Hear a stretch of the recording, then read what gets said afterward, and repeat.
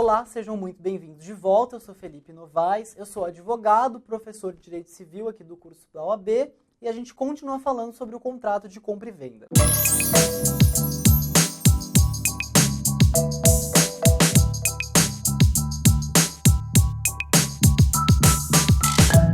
Bem, na última aula a gente tinha dito ali por cima quais eram os elementos essenciais do contrato, o suficiente para torná-lo obrigatório e perfeito, né? Nos termos do 482 do Código Civil.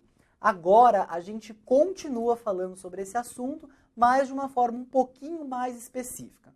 O primeiro elemento, portanto, que a gente vai falar sobre o contrato é o objeto. Quando a gente fala do objeto do contrato, a gente está falando sobre a coisa que foi negociada e cuja transferência de titularidade ocorrerá mediante a contraprestação, que no caso é o pagamento por parte do comprador, ok? Quando a gente fala na coisa, a gente tem que ter claro que ela pode ser certa ou incerta, disponível e atual ou futura. Então, já de acordo com tudo que a gente já viu, nem precisa passar tanto por isso, né? Quando a gente fala em coisa certa ou coisa incerta. É exatamente aquelas outras coisas. Você pode definir uma coisa que existe, que é certa, você faz, ou quando ela é incerta, mas desde que possível, lícita, determinada ou determinável. É desse conceito que a gente pega essa parte dos elementos. Quanto à disponibilidade, por que o legislador se preocupou em positivar isso? Ora, veja só, uma coisa que não é disponível, ela não pode ser objeto de alienação da titularidade. Então, por exemplo, não pode ter contrato de compra e venda sobre o direito à vida, por exemplo. Por quê? A pessoa que a possui não dispõe desse bem. E se ela não dispõe, ela não pode alienar esse bem e, portanto, nunca vai poder ser objeto de um contrato de compra e venda. E no caso da coisa futura, qual que é a observação que a gente tem que fazer? Ela pode ser futura, mas a condição para que o contrato tenha efeito é que ela venha a existir. Ah, mas tem alguma exceção a essa exceção? Tem. Quando a gente faz um contrato aleatório. Aí você também está falando sobre uma coisa futura, mas aí é a vontade das partes celebrar um contrato cuja prestação de uma delas é incerta e condicionada a um evento futuro e incerto. O próximo objeto é o preço. O preço ele pode ser determinado ou determinável. E aí existe uma série de observações que a legislação traz e que é importante de ser conhecido. Primeiro, o preço ele tem que ser em dinheiro ou algo pecuniariamente reduzível, ou seja, você ou fixa um valor, um preço, né, monetário, portanto, ou a prestação, né, a contraprestação do pagamento tem que ser algo que seja possível de ser reduzido a um valor, a uma espécie em pecúnia, ok? Então, evidentemente, coisas imateriais, sentimentos e etc. não podem ser, obviamente, objeto de contraprestação que é feita pelo comprador, que é o pagamento no momento em que celebra um contrato de compra e venda. Bom, aí a legislação vai colocar mais algumas cláusulas que são importantes serem conhecidas, porque o exame de ordem nesse tocante costuma ser bastante literal, então a gente fica aqui citando todos os requisitos que a lei traz e todos os elementos, porque é importante ser conhecido.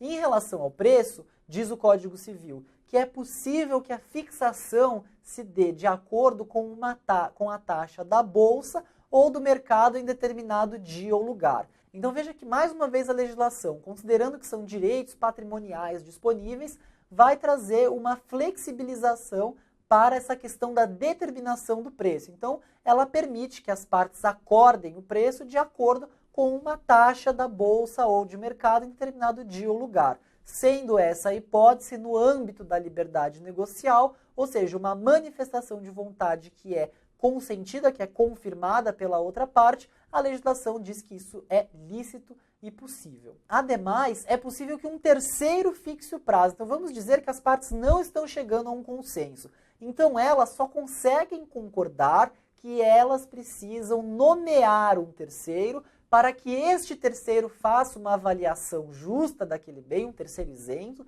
vá lá e faça uma avaliação justa daquele bem, e aí sim fixe um preço, e que vai ser o preço do contrato de compra e venda sobre aquele determinado bem. Isso é possível, a legislação também permite, mas ela também vai impor algumas condições. Porque, veja, Se você nomeia um terceiro e você, portanto, diz que esse terceiro vai poder fixar o preço que ele colocar, o preço que ele entender justo, vai ser o preço do contrato. Entendem como isso vincula? Porque, veja, você já determinou que vai ter um contrato de compra e venda. E se esse terceiro fixou o preço, porque você concordou que era possível nomear um terceiro para realizar essa atividade, o preço que ele disser é aquele que vai ficar vinculado e você vai ser, inclusive, possivelmente obrigado, né? Há a possibilidade de você ser, inclusive, obrigado a cumprir com a sua parte na prestação dessa obrigação de fazer ou de pagar, ok? Mas esse terceiro tem que anuir. E se ele não anuir, ou seja, se ele não concordar, se ele não quiser isso? Ok, é possível, e aí a consequência que o sistema vai atribuir é o quê? O contrato de compra e venda fica sem efeito. Aí você desobriga as partes. A não ser que as partes, mais uma vez, acordem em nomear um outro terceiro para que aí sim cumpram com essa atividade. E esse terceiro, obviamente, fica condicionado, né, a validade os efeitos desse contrato ao aceite que ele der quando assim for nomeado, quando assim for indicado, tá? Basicamente, todas as disposições que a legislação vai trazer, e que aí eu recomendo uma leitura detalhada e com calma lá do Código Civil, elas vão dizer o seguinte: é possível que as partes fixem o preço livremente. A ideia é que realmente seja um acordo de vontades e que esse acordo, uma vez que dispõe sobre direitos patrimoniais, atenda efetivamente àquilo que as partes querem. O Estado ele não se preocupa muito em adentrar nesse âmbito e modular esses efeitos, mas ele vai ser bastante rigoroso no que tange à liberdade que as partes exercem no momento de fixar este preço.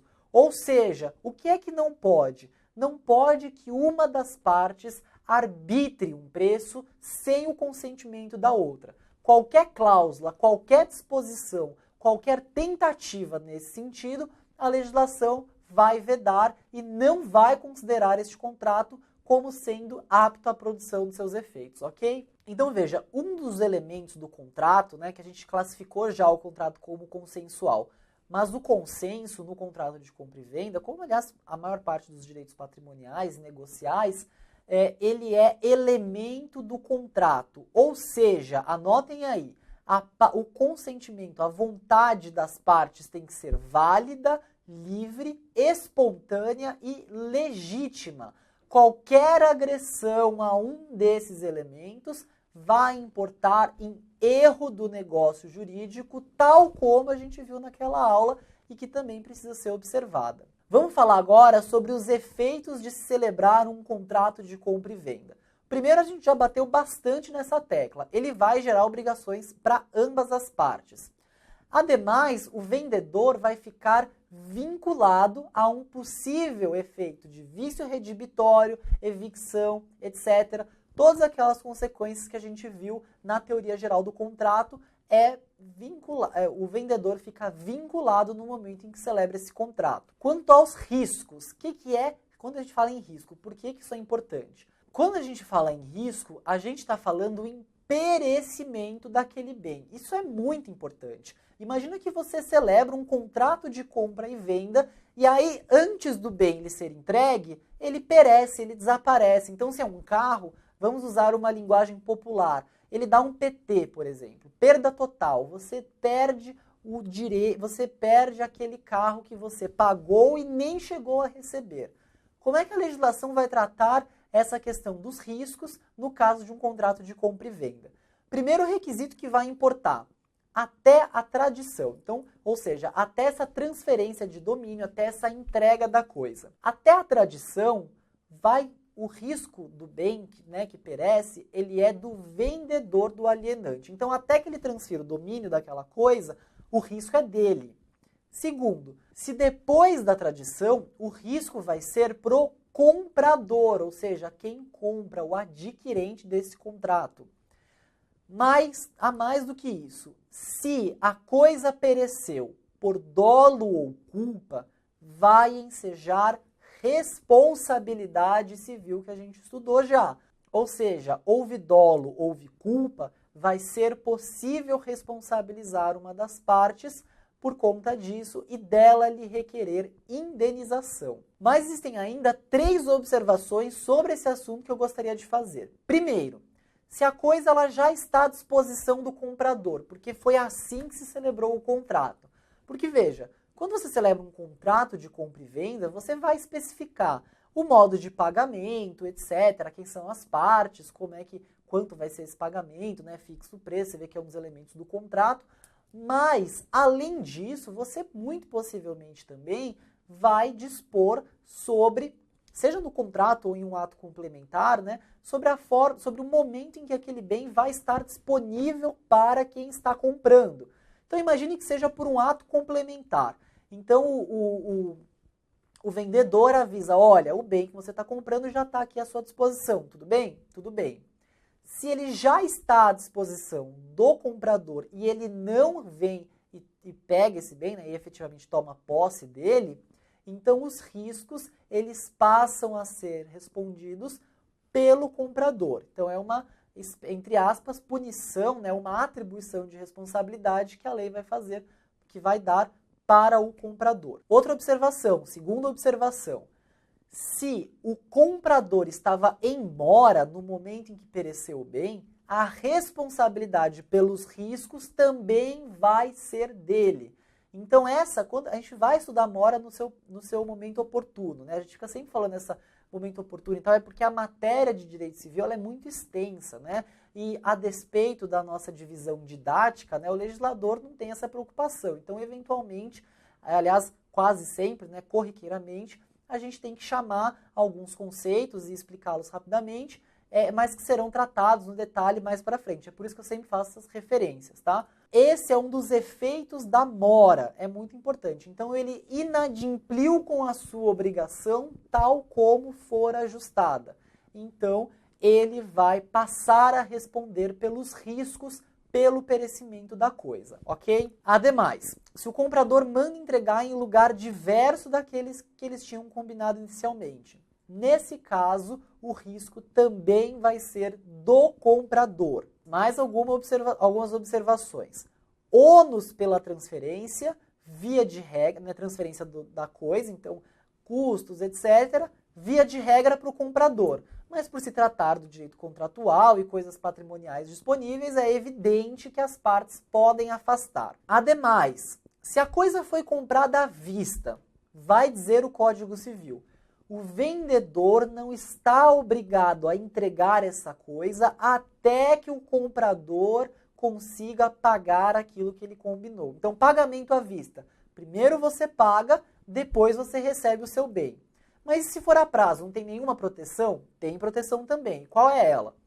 O vendedor pode se recusar a entregar a coisa se o comprador der sinais de que não poderá adimplir com a sua parte, ainda que ela for diferida pelo tempo, contrato de execução diferida, a gente já falou que é uma possibilidade, ou seja, ainda que ela for a prazo, se ele cair em insolvência, então, até que ele pague tudo ou dê uma garantia de que pode pagar, o vendedor não estará obrigado a entregar essa coisa. Ele pode se recusar, ok? Na próxima aula, a gente continua falando um pouco mais sobre a compra e venda. E antes de encerrar, peço a colaboração usual de todos e renovo o convite para que continuem assistindo às aulas. Muito obrigado pela atenção mais uma vez. Até lá.